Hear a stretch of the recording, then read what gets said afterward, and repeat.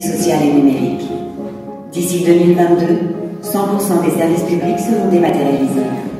23% des Français ne sont pas à l'aise avec le numérique. 80% des offres d'emploi se trouvent sur Internet. Orange poursuit ses actions dans la lutte contre l'exclusion numérique en travaillant en étroite collaboration avec des associations et des partenaires locaux.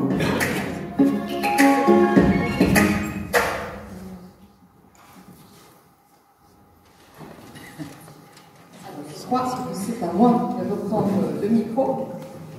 Je suis vraiment très heureuse d'être là aujourd'hui. Je suis à plusieurs titres. D'abord parce qu'en fait j'ai commencé ici il y a une dizaine d'années comme patron opérationnel d'Orange. Et j'ai évidemment découvert ici nos territoires. J'ai découvert le monde associatif.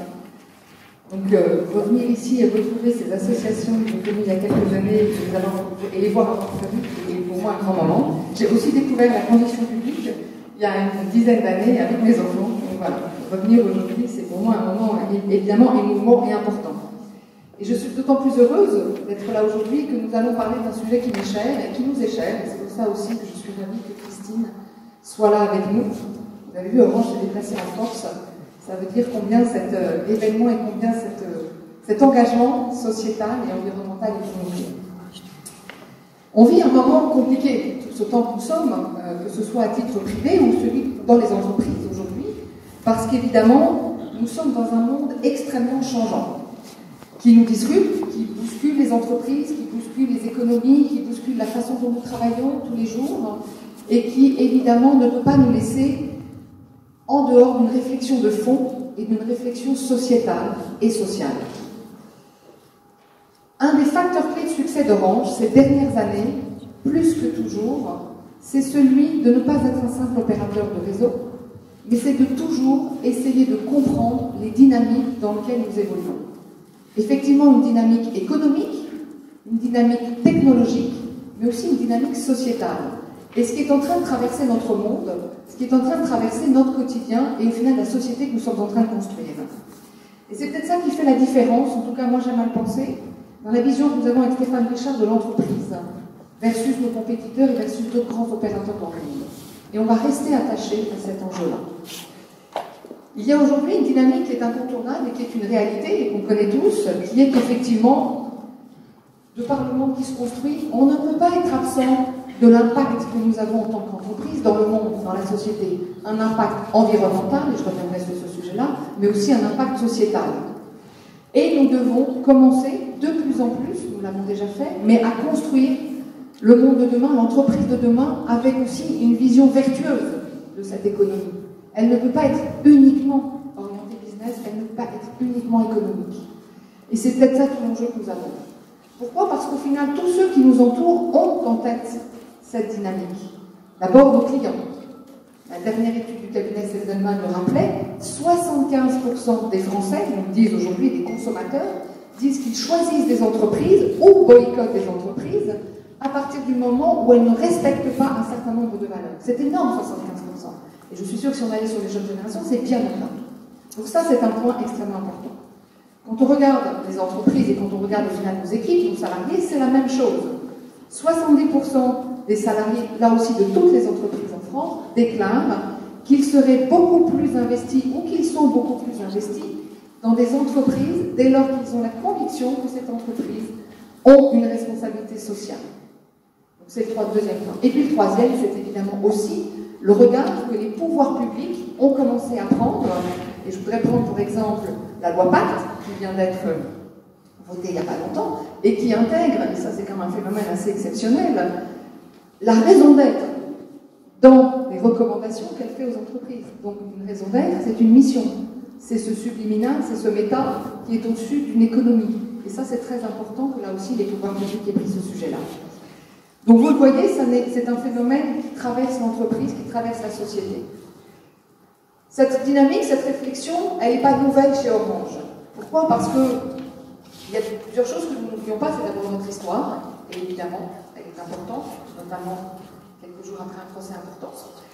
Mais parce que c'est aussi notre héritage, un héritage issu du service public, avec un ADN de service public, même si aujourd'hui Orange est une entreprise purement compétitive, cotée en bourse et qui se bat dans une compétition féroce, j'allais dire cet héritage du service public, cet ADN service public, elle fait partie de notre histoire, elle fait partie de nos valeurs et elle doit continuer pour moi d'en faire partie quoi qu'il arrive.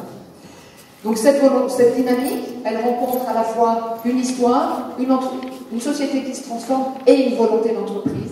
Une volonté dont vous verrez quand nous dévoilerons à la fin de l'année notre plan sur les 5 ans à venir, quel sera l'opérateur des années 2025, elle sera encore chevillée au corps de ce que nous voulons écrire, de la trace que nous voulons laisser en tant qu'entreprise. Interroger le futur, interroger ce que sera l'opérateur de demain, ça veut dire pour Orange, pour moi quand même, avoir 3 grandes approches. Ça veut dire interroger l'entreprise au day-to-day, l'entreprise, c'est-à-dire constituer son corps social de ses salariés, de ce qu'elle fait tous les jours dans ses murs, et ce qu'elle fait notamment en matière d'impact environnemental, on reviendra sur ce point, qui aujourd'hui anime fortement nos salariés et nos équipes. Ça veut dire aussi interroger l'opérateur que vous connaissez peut-être dans la salle, si vous êtes client d'Orange, c'est-à-dire ce qu'on appelle, nous, le fournisseur d'accès, c'est-à-dire la relation que nous avons avec nos clients. Donc c'est l'entreprise dans sa relation avec ses clients. Et puis nous avons aussi à interroger, et c'est aussi fondamental, l'opérateur de réseau. Celui qui aujourd'hui aménage le territoire d'un point de vue numérique, avec des enjeux extrêmement forts, qui sont évidemment de lutter contre l'exclusion territoriale par la couverture, mais aussi de lutter contre l'empreinte environnementale que nous laissons de par la révolution numérique qui se déploie. Et évidemment, ça c'est important. Donc au final, une entreprise qui est protéiforme dans son approche et qui doit regarder tous ses volets, qui doit s'interroger aussi dans son rôle RSE sur 3 axes. 1, l'empreinte environnementale, je l'ai dit. Il y a plusieurs années déjà chez Orange que nous travaillons sur cette empreinte environnementale, ça n'est pas nouveau, ça fait plusieurs années que nous travaillons à la fois pour limiter cette empreinte que nous sommes tous en train de créer, que nos data centers créent, que nos antennes créent, mais que vous tous aussi vous créez au final dans cette salle.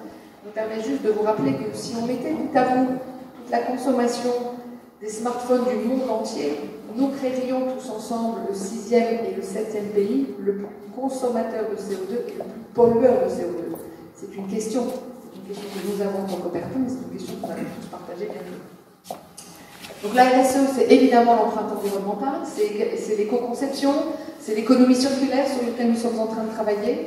Et moi j'ai une vraie fierté, c'est que depuis plusieurs années, nous sommes labellisés comme étant le seul opérateur à avoir la double certification 14001, qui montre la solidité de notre politique environnementale, mais aussi 50001, qui, elle, montre au final les efforts que nous avons faits en matière d'énergie, en matière... Là, c'est des esprits qui nous rappellent à l'importance du sujet. Et au final, notre empreinte environnementale à travers nos data centers et nos antennes. Donc ça, c'est un vrai sujet. La RSE, c'est un deuxième enjeu qui est celui de l'emploi. Et de l'emploi dans les territoires, même si ce n'est pas tout à fait l'axe qu'on a choisi aujourd'hui de partager avec vous, il est clé. Parce que quand on est un opérateur comme Orange, on a décidé d'être un opérateur de proximité avec 70% de ses salariés dans les territoires et notamment en rural, globalement, l'emploi, l'importance de développer l'emploi chez Orange, mais d'être aussi porteur d'emploi est clé. Aujourd'hui, un emploi d'un salarié Orange nous permet de générer 3 emplois sur le territoire. Et ça aussi, c'est avoir une vision sociétale de notre rôle. Et puis le troisième, c'est évidemment celui d'être un acteur qui travaille à cette inclusion numérique, que la révolution numérique, avec à la fois ses bienfaits et évidemment ses défauts, peut générer en risque. L'inclusion numérique qui nous rassemble aujourd'hui, elle est protéiforme. Et elle a pour nous aussi, opérateurs, 3 enjeux.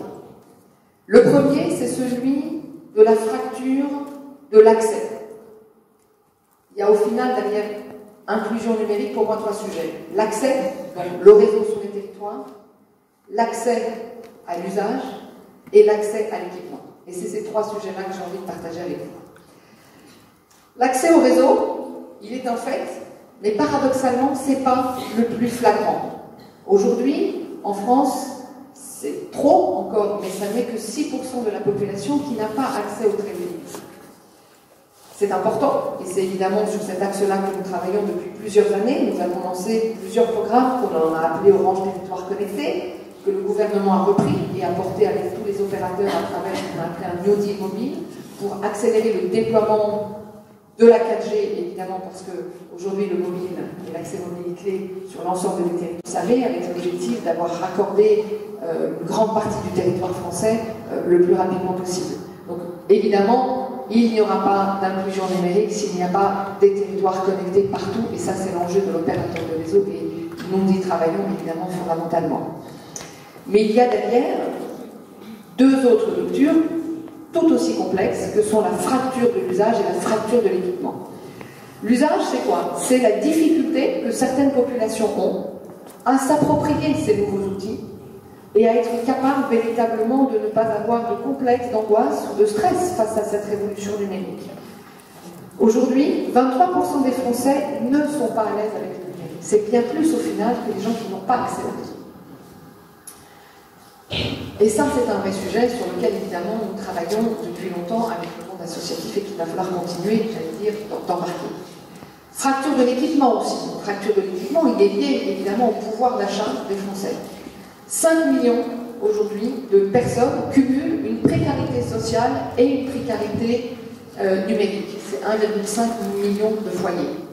Des gens qui aujourd'hui sont exclus de cette révolution numérique qui au final est une société qui se numérise fondamentalement extrêmement vite.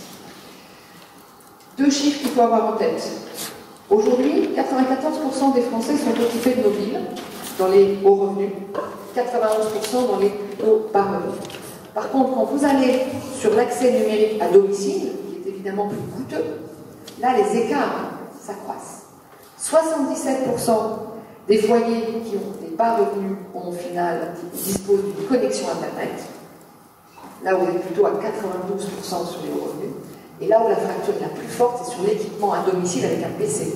C'est seulement 66% des Français qui ont des bas revenus qui ont accès à un terminal connecté, et là où on est encore à 94% sur les foyers à haut revenu. Donc c'est 30 points d'écart, 30 points de discrimination, 30 points au final d'injustice de par la société qui se construit. Pourquoi? Parce qu'au final, on voit bien, toute la société française est en train de se digitaliser, les entreprises se digitalisent. Mais aujourd'hui, toute la société française, à commencer par évidemment tous les systèmes administratifs. Vous ne pouvez plus avoir de démarche administrative sans passer par le digital, que ce soit la carte. Vous ne pouvez plus avoir accès aux prestations sociales. Mais c'est la même chose pour l'école. Vous ne pouvez plus avoir des enfants qui sont au collège et qui n'ont pas accès à Internet. Vous ne pouvez pas suivre leurs notes, vous ne pouvez pas suivre les devoirs.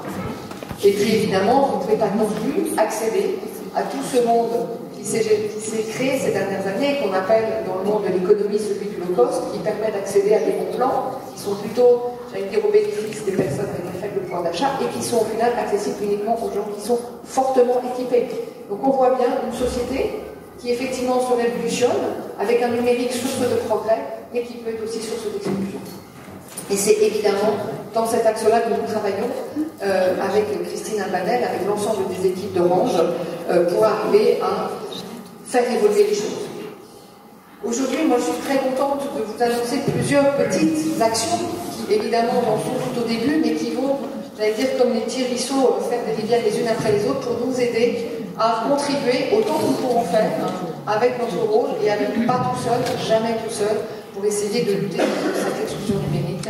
Et la première, c'est celle du lancement d'une offre qui pour nous est importante parce qu'elle n'a pas été simple à monter, ça fait plusieurs années qu'on y travaille, qui s'appelle l'offre Coup de pouce Livebox, qui est issue d'un travail que nous avons mené depuis plusieurs mois suite au dialogue des parties prenantes, que nous avons monté avec Christine et les équipes évidemment de la RSE d'Orange, avec des structures associatives, avec le think tank aussi Entreprise et Pauvreté, dans une logique de design thinking pour essayer de faire aboutir une offre qui soit accessible au plus grand nombre. Cette offre Coup de pouce, elle embarque les trois ruptures dont je vous ai parlé tout à l'heure. Évidemment, l'accès, l'équipement et l'usage.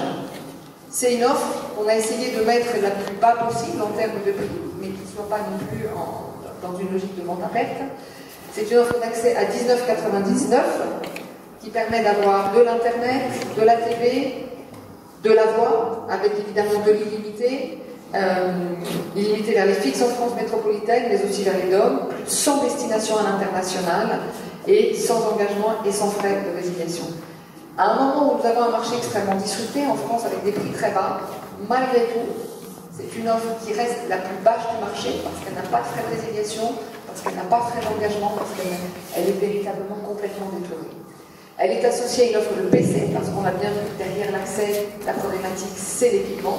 Un PC à 175 €, qui sont des PC pro que nous avons reconditionnés, qui sont donc aujourd'hui performants et qui peuvent aussi aider dans une logique professionnelle, j'allais dire, les gens qui s'en équiperont, qui seront garantis 1 an avec une service hotline. Donc ce ne sont pas des offres low cost que nous mettons sur le marché, ce sont des offres qui ont exactement l'ADN des offres que l'on trouve dans toutes les boutiques d'Orange et qui sont accompagnées de toute la qualité du service que nous sommes capables de déployer. Et puis je l'ai dit tout à l'heure, rupture aussi dans les usages et dans l'appropriation, donc nous allons accompagner ces offres d'un accompagnement numérique avec les ateliers numériques pour des formations et être capable de rentrer dans ce monde numérique qui n'est pas si simple que ça.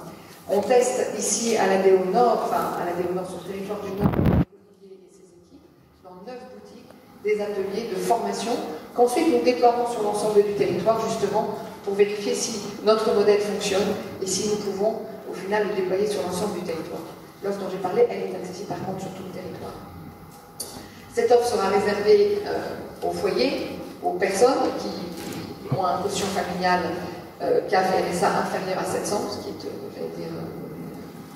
une dynamique assez habituelle.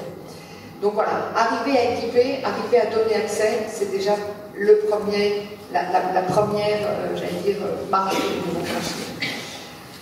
Parallèlement à ça, il y avait un autre sujet qui, moi, me tenait beaucoup à cœur et qui est là peut-être autant tourné vers l'interne que vers l'externe, qui est un projet qu'on a réussi à faire aboutir aujourd'hui. Et là aussi, je suis très heureuse de l'annoncer, parce que ça fait 2 ans, je vais être honnête avec vous, que je tanne les équipes du système d'information d'Orange France pour obtenir cette solution. C'est qu'on a lancé, depuis le 4 juillet, dans toutes les boutiques de France, la possibilité que nos clients abondent par des dons sur leur facture lorsqu'ils achètent. Et aujourd'hui, on a presque 1 million quand même de Français qui viennent dans nos boutiques tous les mois, c'est important. Donc on leur permet depuis le 4 juillet, lorsqu'ils achètent quelque chose chez Orange, de pouvoir abonder quelques centimes d'euros, 1 €, évidemment, au profit du monde associatif. C'est très important pour nous, autant en interne, puisqu'évidemment 100% de ce que nous allons collecter sera rendu au monde associatif, que pour nos clients. Mais ça a été pour moi un sujet aussi interne, j'allais dire, d'engagement d'Orange sur ce point. Et je suis très heureuse parce qu'au final, ce don que nous mettons, enfin, cette collecte de dons que nous mettons à disposition, on a choisi pour commencer de faire bénéficier une association qui est l'école de la seconde chance, pour l'accompagner pendant au moins 3 mois à collecter des dons et à venir évidemment dans nos 600 points de vente à soutenir cette association dont nous sommes partenaires et avec qui nous travaillons depuis longtemps. Je voudrais vous remercier, Monsieur Secher, d'être là avec nous ce matin. Vous étiez à l'école de la seconde chance pas loin à Montbel pour voir le travail qui a été fait, l'école de la seconde chance que j'ai découvert il y a quelques années et qui est vraiment clé pour nous. C'est un travail, là aussi, fondamental. Une entreprise ne peut pas travailler seule, elle doit travailler avec le monde associatif, sinon ça n'a pas de sens. Et elle doit surtout essayer d'aider au plus et de soutenir. Ce que nous avons fait à travers cette logique de collecte de dons, puisqu'on a fait aussi ensemble, avec un accord que nous avons passé pour essayer de contribuer davantage, et nous avons pris l'engagement de prendre 100 jeunes de l'école de la seconde chance chez nous, qui vont être issus de l'ensemble du réseau en France, pour venir, j'allais dire, accompagner cette dynamique, après parfois des chemins pris de traverse, soit à l'école ou dans la formation, pour revenir via le monde de l'entreprise et avoir une seconde chance pour fonctionner. Donc nous allons intégrer ces 100 jeunes chez nous, avec là aussi toujours une double dynamique, aider à l'extérieur, ceux qui ont un peu moins de chance que nous, et puis surtout en interne, là aussi contribuer à donner à nos équipes cette ouverture que ces jeunes nous apportent quand ils viennent dans nos murs. Et puis surtout, nous avons une force chez Orange, c'est quand même celle de la culture du mentorat, celle de la culture du tutorat. Et il y a une très très grande fierté pour nos équipes aussi à venir accompagner ces jeunes et que nous allons faire ensemble. Au-delà de ces 2 initiatives, ces 3 initiatives que je présente ce matin, c'est toute une dynamique évidemment dont Christine va reparler dans quelques instants, sur lequel nous sommes très fiers d'accompagner le tissu associatif. Il y a 3 grands enjeux pour nous. Il y a d'abord le bénévolat de l'ensemble des salariés. Moi, je suis très fière que chez Orange France, c'est plus de 7000 salariés qui ont passé du temps ces dernières années et qui sont bénévoles dans le milieu associatif. Là aussi, entreprise, et au final, de lui donner une raison d'être bien avant que la loi Pacte nous le demande, et de l'emmener, j'allais dire, là aussi d'essayer à contribuer à un monde meilleur. Et puis, c'est aussi tout le travail que nous faisons avec la Fondation et le tissu associatif. 45 structures associatives que nous avons soutenues ici dans les Hauts-de-France, j'en parlais tout à l'heure, Olivier. C'est près de 15 000 personnes qu'on a aidé à prendre un nouveau départ sur ce territoire qui est une terre de contraste, et on le sait bien, tous ceux qui l'ont vécu, avec évidemment des très hauts revenus, mais aussi, j'allais dire, des situations, on le sait, plus précaires qu'avant. Donc moi je suis vraiment particulièrement avec permettez-moi d'envoyer un message aux équipes d'Orange France ici, au travail formidable qu'elles font depuis des années et qu'elles n'ont pas lâché, et qui nous permet aujourd'hui d'être très fiers du travail que l'on fait partout en France, mais ici particulièrement. Un engagement bénévole qui travaille dans beaucoup de dynamiques, on l'a dit. Moi j'ai aussi en tête quand même d'autres associations qui sont ici. Force Femmes, évidemment, Énergie Jeune aussi, avec qui nous sommes partenaires. Et on le voit bien, transformer le monde de demain, c'est le rôle des entreprises, mais c'est le rôle des pouvoirs publics, avec le soutien des associations. Et la seule chose que je voudrais dire pour conclure, c'est que c'est le collectif qui nous permettra de ne pas créer un monde dont la révolution digitale, source de progrès, va continuer d'exclure, mais plutôt d'inclure. Et donc c'est un travail de tous les jours, des dirigeants d'entreprises, mais surtout des équipes et des salariés qui y mettent de l'énergie, investissent du temps, et puis de tous ceux qui sont autour de la table aujourd'hui, qui nous aident, qui nous accueillent, pour que globalement ce travail collectif naisse et fleurisse. Donc merci à vous.